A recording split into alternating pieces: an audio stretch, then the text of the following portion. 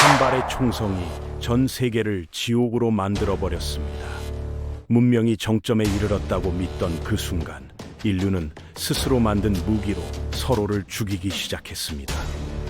화려한 예술과 문화가 꽃피던 황금 시대의 마지막에서 전 세계는 상상조차 할 수 없던 재앙 속으로 빨려 들어갔습니다. 이제 그 비극이 어떻게 시작됐는지를 함께 따라가 보겠습니다.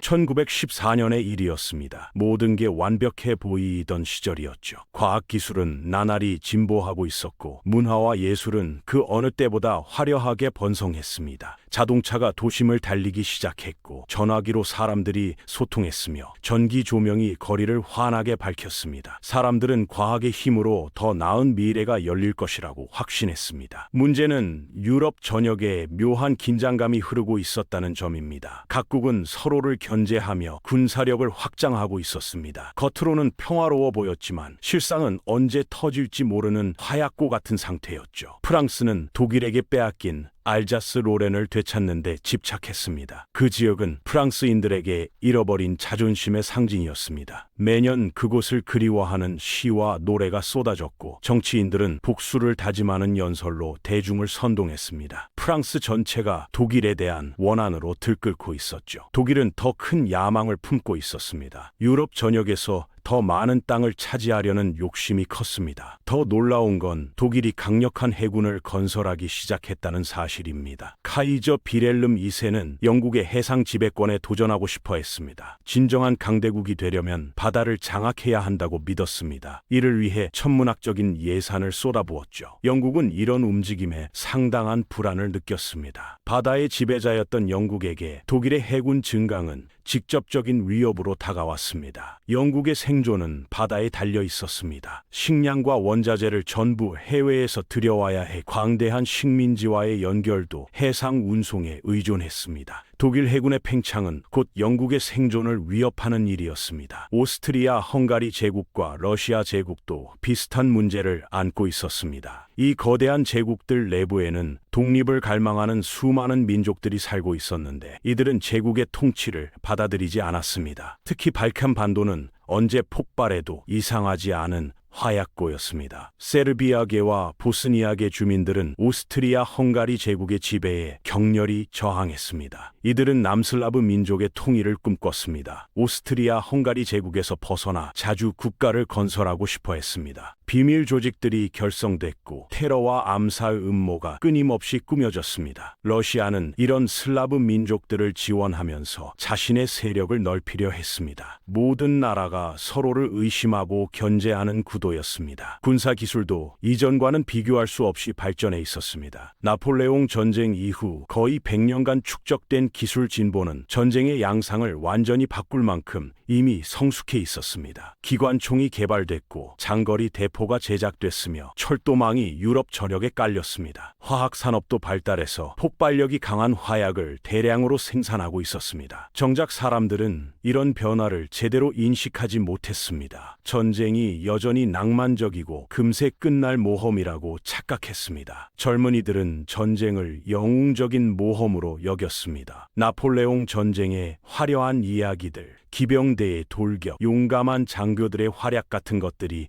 그들의 상상을 지배하고 있었습니다. 바로 이 순간 운명적인 사건이 터졌습니다. 오스트리아 헝가리 제국의 프란츠 페르디난트 황태자가 사라예보를 방문하기로 결정한 것이었습니다. 그곳은 방오스트리아 감정이 극에 달한 지역인데 황태자는 굳이 그곳에서 공개 행진을 계획했습니다. 미리 공개된 동선을 따라 지붕 없는 자동차를 타고 말입니다. 정말 무모한 결정이었습니다. 보안 책임자들도 위험성을 경고했지만 황태자는 시민들과 직접 만나고 싶어 했습니다. 제국의 미래를 위해서는 민족들과의 화해가 필요하다고 생각했습니다. 예상했던 일이 벌어졌습니다. 암살을 노리는 세르비아계 청년들이 그를 기다리고 있었습니다. 이들 중 한 명이 황태자의 차량을 향해 폭탄을 던졌습니다. 하지만 폭탄은 빗나가고 말았습니다. 대신 뒤따르던 수행원들의 차량이 폭발했습니다. 황태자는 무사했습니다. 폭발음이 울려 퍼지고 사람들이 비명을 질렀지만 행진은 계속됐습니다. 이때 황태자가 그냥 돌아갔다면 역사는 완전히 달라졌을 것입니다. 놀랍게도 그는 다시 오픈카에 올랐습니다. 폭탄 공격으로 부상당한 수행원들을 병원에서 위문하기 위해서였습니다. 황태자는 인간적이고 책임감 있는 지도자였습니다. 자신 때문에 다친 사람들을 그냥 둘 수 없다고 생각했습니다. 운전사가 길을 잘못 들었습니다. 우연의 일치로 차량이 멈춘 곳 바로 옆에 아까 폭탄 투척에 실패한 암살자가 서 있었습니다. 가브릴로 프린치프라는 이름의 그 청년은 이 기회를 놓치지 않았습니다. 권총을 꺼내든 그는 황태자 부부를 향해 방아쇠를 당겼습니다. 한 발의 총성이 세계 전체를 전쟁의 소용돌이로 끌어들이는 순간이었습니다. 오스트리아 헝가리 제국은 당연히 분노했습니다. 황위 계승자를 잃은 충격은 말로 표현할 수 없을 정도였습니다. 제국의 지도자들은 세르비아 정부가 이 암살에 연루돼 있다고 확신했습니다. 실제로는 세르비아 정부보다는 검은 손 같은 비밀 조직의 소행이었지만 오스트리아는 이를 빌미로 세르비아를 응징하려 했습니다. 혼자서는 자신이 없었죠. 세르비아 뒤에는 러시아가 있었습니다. 거대한 러시아 제국과 맞서기에는 오스트리아 헝가리 제국의 힘만으로는 부족했습니다. 독일에게 도움을 요청했습니다. 독일의 카이저 비렐름 2세는 이 요청을 흔쾌히 받아들였습니다. 독일에게는 나름의 계산이 있었습니다. 러시아가 점점 강해지고 있었는데 지금이 러시아를 견제할 좋은 기회라고 판단한 것입니다. 오스트리아 헝가리는 세르비아에게 터무니없는 요구사항들이 담긴 최후 통첩을 보냈습니다. 세르비아가 거부할 것을 알면서도 말입니다. 최후 통첩의 내용은 정말 가혹했습니다. 세르비아의 주권을 완전히 무시하는 조건들이었습니다. 오스트리아 관리들이 세르비아 내에서 수사권을 갖겠다는 조건까지 포함돼 있었습니다. 예상대로 세르비아가 거부하자 오스트리아 헝가리는 즉시 선전포고를 했습니다. 1914년 7월 28일 사라예보 암살 사건으로부터 정확히 한 달 후의 일이었습니다. 문제는 여기서부터였습니다. 유럽 전체가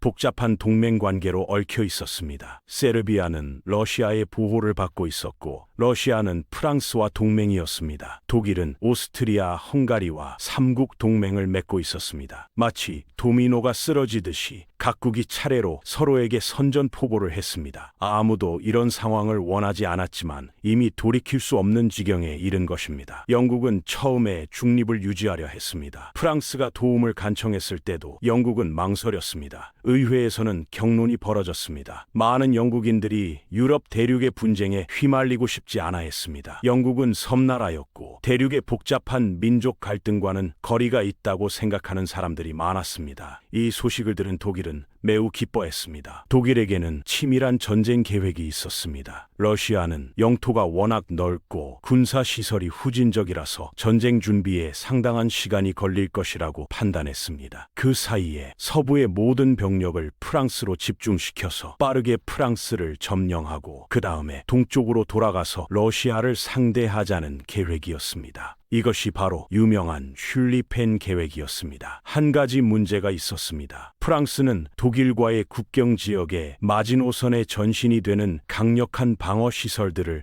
구축해 놓았습니다. 정면 공격으로는 시간이 너무 오래 걸릴 것 같았습니다. 독일군 참모들은 머리를 맞대고 고민했습니다. 결국 중립국인 벨기에를 통과해서 프랑스의 측면을 공격하기로 했습니다. 독일군 70만 명이 벨기에를 통과하여 프랑스 북부로 쳐들어가는 계획이었습니다. 독일은 벨기에가 저항하지 않고 순순히 통과시켜줄 것이라고 생각했습니다. 작은 나라인 벨기에가 감히 독일의 강대한 군사력에 맞설 리 없다고 판단한 것이죠. 벨기에는 예상외로 강하게 저항했습니다. 작은 나라였지만 꽤 용감하게 싸웠습니다. 이 때문에 독일군의 진격 속도가 예상보다 늦어졌습니다. 더 큰 문제는 영국이 이 소식을 듣고 태도를 바꾼 것이었습니다. 영국은 벨기에의 중립을 보장하는 조약에 서명한 나라였습니다. 독일이 중립국을 침공한 것에 분노한 영국은 결국 독일에 선전포고를 했습니다. 그때부터 독일의 계획은 흔들리기 시작했습니다. 영국의 참전으로 전쟁의 규모는 걷잡을 수 없이 커졌습니다. 독일군은 벨기에를 통과하는 과정에서 여러 잔혹 행위를 저질렀습니다. 민간인을 대상으로 한 보복도 있었고 루뱅 대학 도서관 같은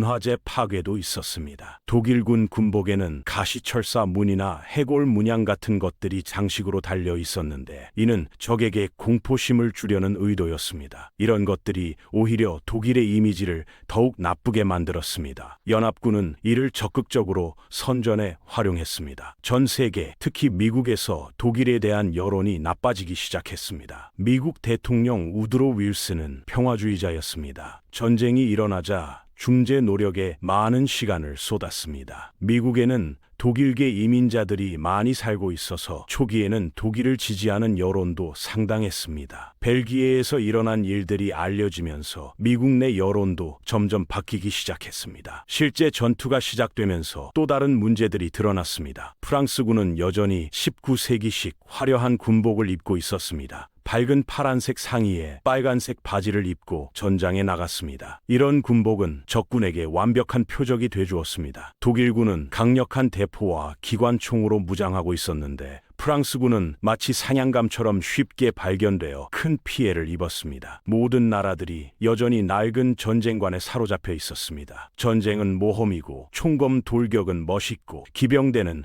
여전히 유용하다고 생각했습니다. 조국을 위해 죽는 것이 영광스럽다는 생각도 만연했습니다. 젊은이들은 꽃을 들고 기차역에서 환송을 받으며 전장으로 떠났습니다. 크리스마스 전에는 돌아오겠다고 약속하면서 말입니다. 현실은 전혀 달랐습니다. 이 전쟁은 인류가 경험해 본 적 없는 완전히 새로운 양상의 전쟁이 되어가고 있었습니다. 모든 국가들이 전쟁 중에 군복을 바꾸고 전략을 수정해야 했습니다. 동부전선에서는 예상과 다른 일이 벌어졌습니다. 러시아가 독일의 예상보다 훨씬 빨리 전쟁 준비를 마쳤습니다. 독일은 급하게 동쪽으로 병력을 분산시켜야 했습니다. 오스트리아 헝가리에게 동부전선을 맡아달라고 부탁했지만 이들의 능력은 기대에 못 미쳤습니다. 오스트리아 헝가리군의 콜라트 폰 회첸도르프 최고사령관은 외모는 멋있었지만 군사 전략가로서는 그리 뛰어나지 않았습니다. 계속해서 독일의 조언을 무시했고 문제가 생길 때마다 독일에게 도움을 요청했습니다. 심지어 세르비아 상대로도 고전했습니다. 작은 세르비아가 오스트리아 헝가리의 모든 초기 공격을 막아냈습니다. 그나마 독일에게는 동부 전선에서 좋은 소식이 하나 있었습니다. 탄넨베르크 전투에서 러시아군을 거의 전멸시키는 대승을 거둔 것입니다. 힌덴부르크와 루덴도르프가 지휘한 독일군은 러시아군 2개 군을 포위 섬멸했습니다. 10만 명이 넘는 러시아군이 포로가 됐고 독일은 동부전선에서 당분간 우위를 확보할 수 있었습니다. 서부전선으로 돌아가 보면 독일군은 계속 남진하여 파리 근교까지 진출했습니다. 많은 사람들이 독일의 빠른 승리를 예상했습니다. 프랑스 정부는 파리에서 보르도로 피난을 갔습니다. 상황이 급변했습니다. 프랑스의 조제프 조프르 총사령관이 반격을 결정한 것입니다. 마른강에서 벌어진 이 전투는 전쟁의 흐름을 완전히 바꿔놓았습니다. 독일군 전선에 틈이 생겼고 연합군이 이 틈을 파고들었습니다. 독일군은 후퇴할 수밖에 없었습니다. 파리를 코앞에 두고도 승리를 놓치고 만 것입니다. 연합군이 반격을 시작하자 독일군은 방어 진지를 구축했습니다. 연합군도 마찬가지로 참호를 팠습니다. 양측은 서로의 측면을 공격하기 위해 계속 북쪽으로 이동했고 결국 바다에 닿을 때까지 전선이 확대됐습니다. 스위스부터 북해까지 이어지는 거대한 참호선이 만들어진 것입니다. 이렇게 해서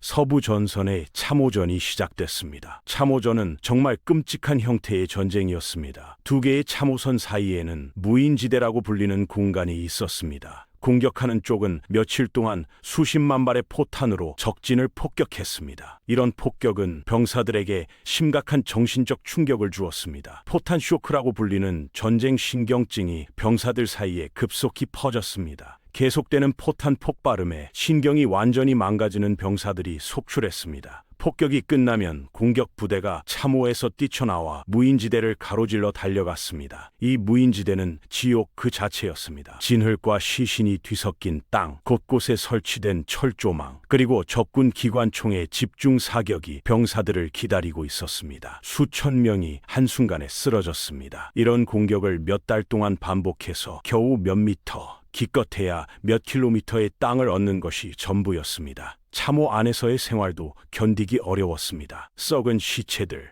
깊은 진흙탕, 독가스로 오염된 물웅덩이들이 곳곳에 있었습니다. 쥐들이 들끓었고 각종 질병이 번졌으며 악취는 말로 표현할 수 없을 정도였습니다. 수백만 명의 젊은이들이 이런 지옥 같은 환경에서 몇 년을 보내야 했습니다. 이것이 바로 인류가 처음 맞이한 첫 번째 총력전의 참혹한 현실이었습니다.